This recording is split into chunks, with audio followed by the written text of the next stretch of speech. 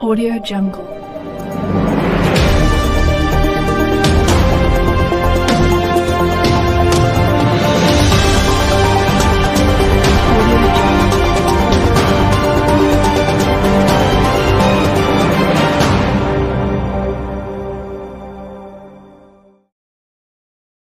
Aksi damai akan dilaksanakan Asosiasi Perangkat Desa Seluruh Indonesia APDESI Kabupaten Bandung ke Gedung DPR RI di Jakarta. Terkait Undang-Undang Nomor 6 Tahun 2014 tentang Revisi Nomor 6 Tahun 2014 tersebut. Intinya bagaimana mengatasi masa jabatan kepala desa yang baru tidak ditambah lagi. Total 18 tahun yang sudah 3 periode ini terutama 3 tahun tidak ditambah 3 tahun tapi jadi tetap 6 tahun. 6 tahun ditambah 3 tahun jadi 15 tahun. Ada kemungkinan yang satu periode kalau misalkan ada terpilih kembali menjadi kepala desa maka akan menjadi 9 tahun. Terkait pendapatan di beberapa desa akan ditingkatkan menjadi 10% itu atau dari sebelumnya. Dari mana tentu diambil dari dana alokasi umum. Alokasi dana desa. Rencana nanti perwakilan kurang lebih 60 orang dari Kabupaten Bandung berangkat ke Jakarta dan APDESI merekomendasikan untuk mengkondisikan misi tersebut.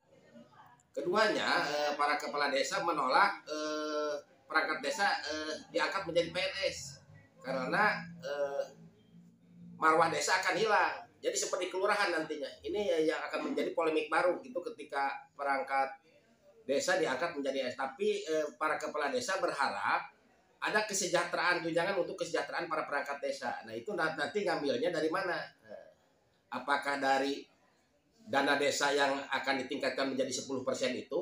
Atau dari sumbernya dari mana? Kan? Atau dari ADD, dari dana alokasi umum yang diturunkan, ditransfer ke daerah untuk alokasi dana desa. Nah, itu masih jadi perdebatan di situ. Mudah-mudahan besok kami datang perwakilan kurang lebih dari ada 60 orang yang akan berangkat ke sana, ke Jakarta, dan mengawal dan kami bisa merekomendasikan dari Kabupaten Bandung untuk menjadi bahan di tingkat nasional. Itu saja.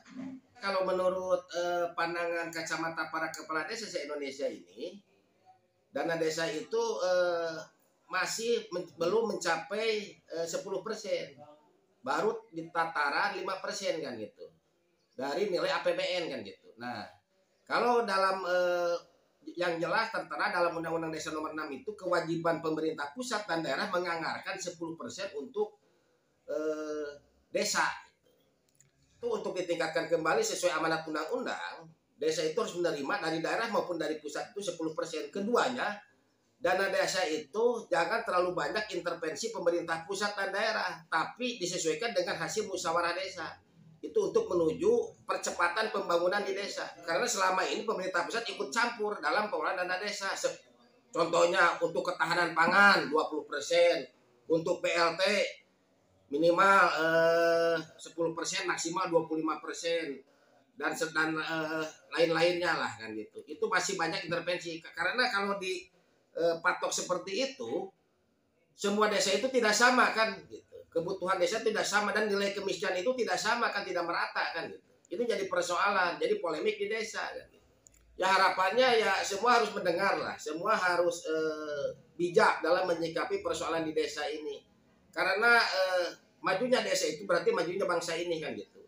Nah, untuk menyikapi bab anggaran ini dengan kebutuhan itu harus disesuaikan dengan hasil musyawarah desa, bukan intervensi. Tapi pusat itu hanya mengikuti dan menyesuaikan gitu. Ya dana desa itu relatif banyak besaran itu relatif kan gitu. Tergantung luas wilayah dan tingkat kemiskinannya kan gitu. Nah, makanya pemerintah pusat dan para pemangku kebijakan di pusat ini harus jeli. Nah, terus harus bijak kan gitu. Besaran itu dari mana kan sesuai dengan kebutuhan di desa tersebut. Karena kalau dipatok seperti 10% untuk BLT sampai 25%, untuk ketahanan pangan 20%, itu kan ketika desanya yang sejahtera, uang itu mau dikemanakan kan? Kalau tidak dipakai kan jadi masalah kan? Ini ya persoalan para menteri ini harus tahu gitu. Apa persoalan di desa itu sebenarnya kan gitu. Dijelaskan pula oleh Rasiman Wakil Apdesi Kabupaten Bandung dari sisi anggaran di tahun 2000 yang kebelakang ini menurutnya bisa dikatakan kurang atau bagaimana yang jelas tertera dalam Undang-Undang Desa Nomor 6 itu kewajiban pemerintah pusat dan daerah menganggarkan 10% untuk desa. Kalau kelihatan di dalam anggaran ke depan diminta untuk lebih ditingkatkan kembali sesuai amanat undang-undang. Intervensi pemerintah pusat dan daerah namun tidak lepas mesti disesuaikan dengan hasil musyawarah desa. Hal itu untuk menuju percepatan pembangunan di desa. Jadi adanya intervensi dari pihak pemerintah pusat.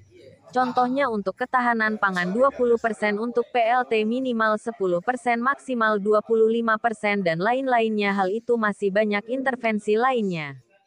Karena kalau di tempat tetapkan seperti itu semua desa itu tidak sama.